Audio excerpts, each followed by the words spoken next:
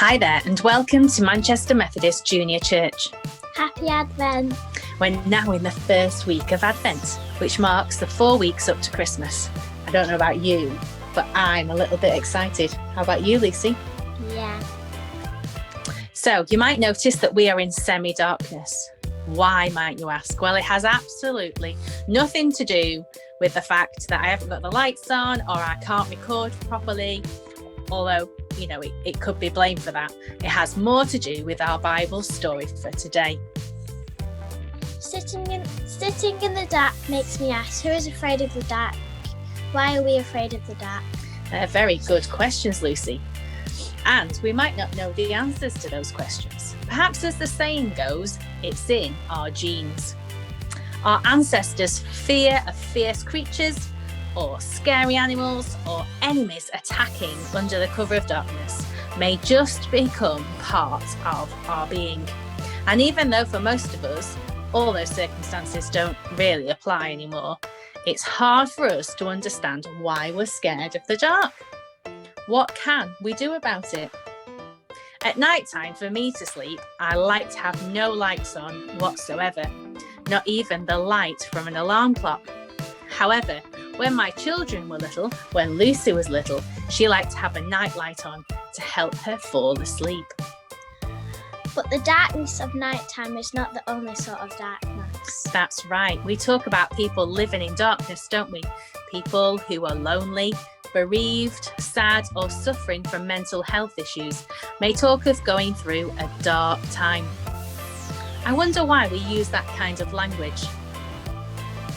You know, if a nightlight, a bit like these candles that we're holding, if a nightlight brings comfort to a child who doesn't like the darkness of the night, then maybe this gives us a little clue of the things that we need to do to provide night lights for people in times of darkness and fear.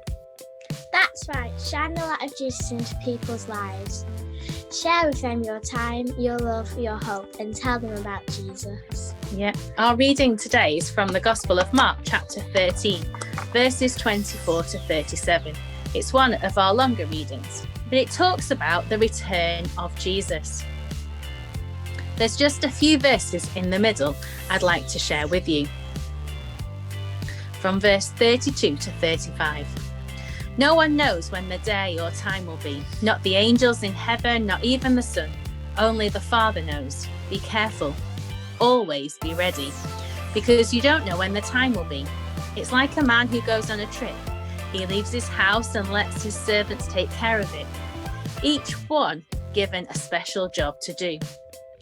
The man tells the servant guarding the door always to be watchful, so always be ready, because you don't know when the owner of the house will come back.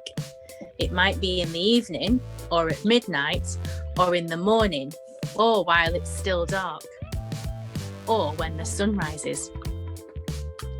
So here we're talking about the coming again of Jesus and how we must watch and be alert. Advent is a time of watching and waiting.